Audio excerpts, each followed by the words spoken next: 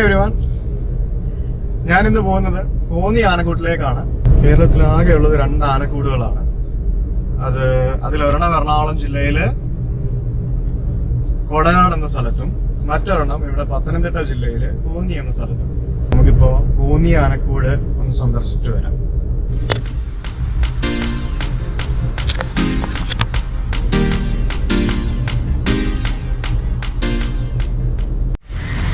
Hi, so ഞാനിപ്പോൾ ഉള്ളത് Konni ആനക്കൂട്ടിലാണ്. Just car വന്ന് പാർക്ക് ചെയ്തു. കാർ പാർക്ക് ചെയ്തിട്ട് ഇവിടെ ടിക്കറ്റ് എടുക്കണം. ടിക്കറ്റ് എടുത്തിട്ട് ഗോയിങ് ഇൻസൈഡ്. എത്ര ആനകളുണ്ട്, എങ്ങനെയൊക്കെയാണ് കാര്യങ്ങൾ അതൊന്നും എനിക്കറിയില്ല. അവിടെ അകത്ത് പോയാലേ കാണാൻ പറ്റുള്ളൂ. അപ്പോൾ നമുക്ക് അകത്തേക്ക് പോവാം.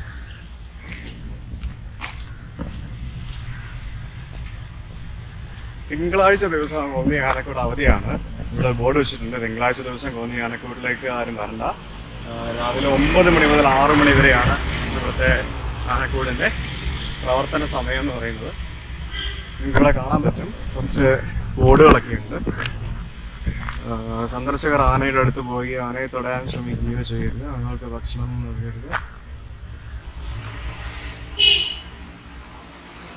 കോന്നി ആനക്കൂട് സന്ദർശനം, അടവി കൊട്ടവഞ്ചി ബോട്ടിംഗ്, അതോടൊപ്പം തന്നെ ഗവിയിലേക്കുള്ള ഒരു ടൂർ പാക്കേജ്. ഇത് മൂന്നും കൂടെ കമ്പൈൻഡ് ആയിട്ടുള്ള ഒരു പാക്കേജ് ട്രിപ്പ് നിങ്ങൾക്ക് ഇവിടെ ഫോറസ്റ്റ് ഡിപ്പാർട്ട്മെന്റിന്റെ ഓഫീസിൽ പോയി കഴിഞ്ഞാൽ ബുക്ക് ചെയ്യാൻ പറ്റും. നമ്മൾ ടിക്കറ്റ് എടുക്കാനായിട്ട് ടിക്കറ്റ് കൗണ്ടറിലോട്ട് പോകണം.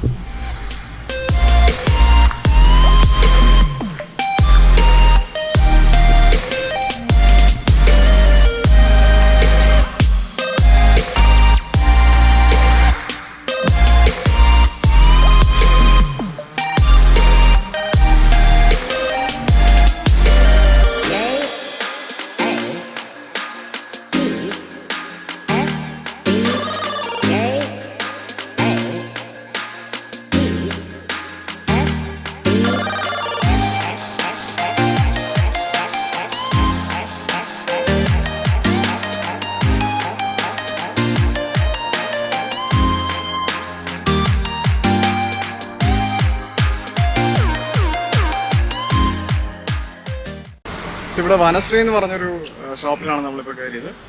വേറെ യു ക്യാൻ ബൈ അവരുടെ കുറച്ച് ഫോറസ്റ്റ് വനം പ്രോഡക്റ്റ് എന്നൊക്കെ പറയുന്ന രീതിയിലുള്ള കുറച്ച് സാധനങ്ങളൊക്കെ ഉണ്ട്. പിന്നെ കുറച്ച് ആനകളുടെ രൂപങ്ങളും ശില്പങ്ങളും lot of things they have made. ആവശ്യമുള്ള കാര്യങ്ങളൊക്കെ നിങ്ങൾക്ക് വാങ്ങിക്കാം. അങ്ങനെ കുറച്ച് കാര്യങ്ങളുണ്ട്. നമ്മൾ ഇനിയിപ്പോൾ ആനകളെ കാണാനായിട്ട് ആനക്കൂട്ടിലേക്ക് പോകണം.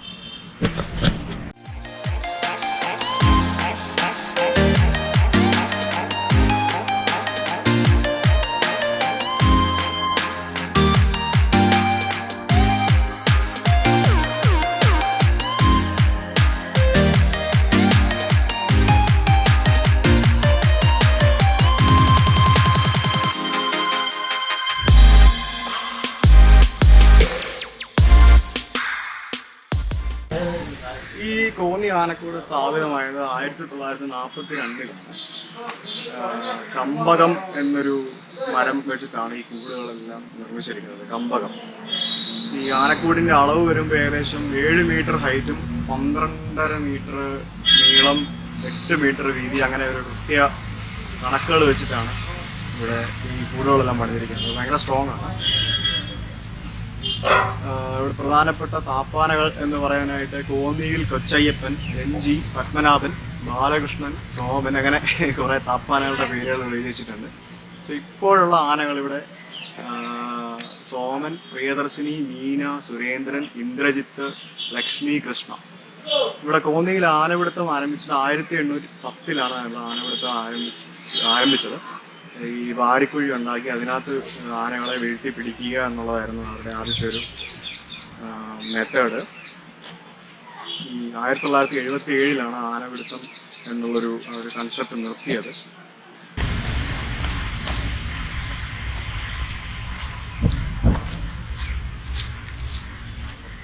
നമുക്കിപ്പം മുകളിലോട്ട് പോവാം. അവിടെ വലിയ ആനകളെ കാണാൻ പറ്റും. ഇവിടെ ക്യാൻറ്റീൻ പോലെയുള്ള കോഫി ഷോപ്സ് പോലെയുള്ള ഒട്ടേറെ സൗകര്യങ്ങൾ ഇവിടെ അവൈലബിൾ ആണ്. ഭക്ഷണം കഴിക്കാം, ചായ കുടിക്കാം, അതുപോലുള്ള കുറേ സൗകര്യങ്ങൾ അതിവിടെ നല്ല രീതിയിൽ അവൈലബിൾ ആണ്.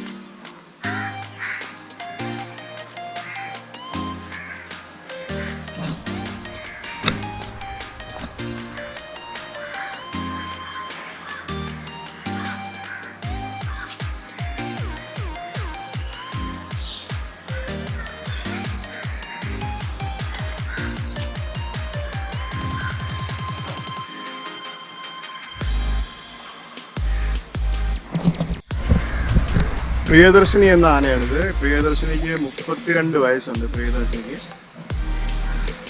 ഇപ്പോൾ ഇത് ഈ ആനയുടെ പേര് മീനയ്ക്ക് 25 വയസ്സുണ്ട്. മണ്ണാർപ്പാറ എന്ന സ്ഥലത്ത് നിന്ന് കൊണ്ടുവന്ന ആനയാണ് മീന. 25 വയസ്സ്.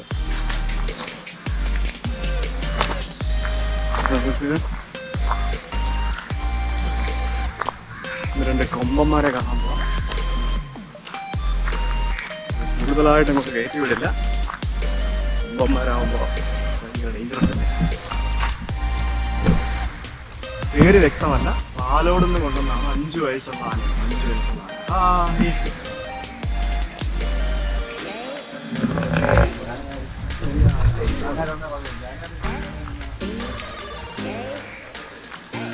സുരേന്ദ്രൻ 17 വയസ്സുള്ള ആനയാണ് സുരേന്ദ്രൻ.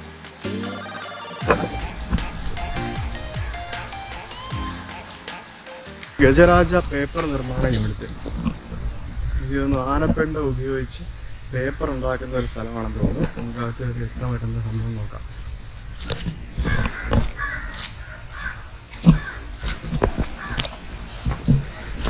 കേറാമോ?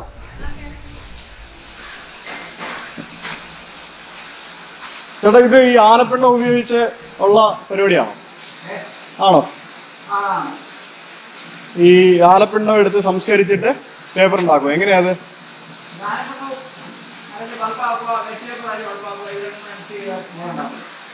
ഈ കാർഡ് ബോർഡാണ് ഉണ്ടാക്കുന്നത് അല്ലേ?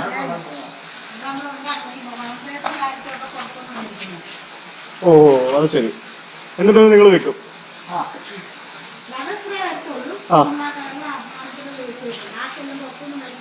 സെറ്റ് ചെയ്യും.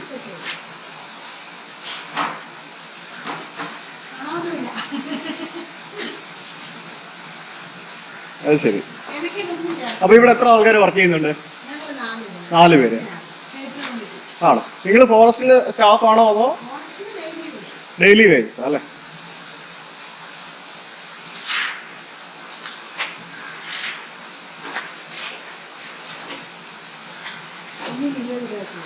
ആണല്ലേ? നിങ്ങൾ കൊടുക്കും 20 രൂപ?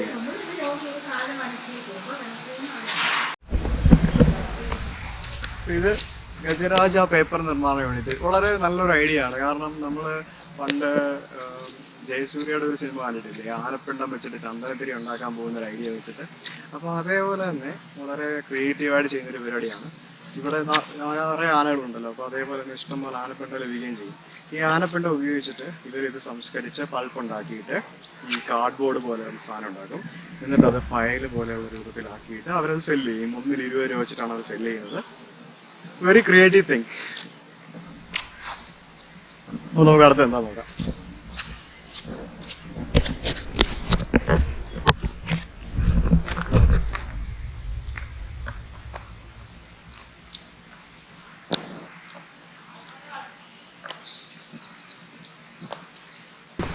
ഒരു പഴയ റോഡ് റോളർ, താമരശ്ശേരി ചുരം.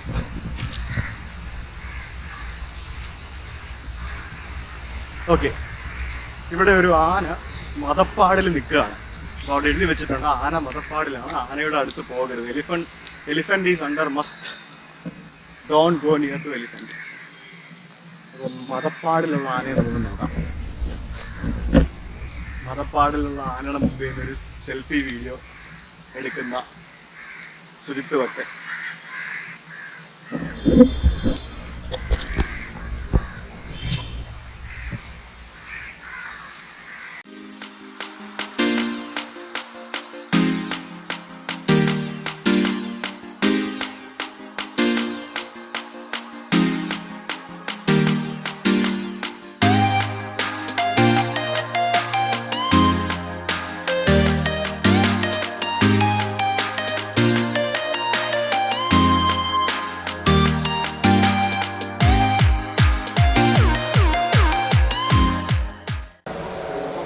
എലിഫന്റ് മ്യൂസിയമാണിത്. എനിക്ക് തോന്നുന്നു ഇതിലും ബെറ്ററായിട്ടുള്ള ഒരു മ്യൂസിയം തേക്കടിയിൽ അവർ സജ്ജീകരിച്ചിട്ടുണ്ട്. Better museum with Thekkady. I don't feel this is a good one. You can see one. ഒരു എലിഫന്റിന്റെ അസ്ഥികൂടമാണ് കാണുന്നത്.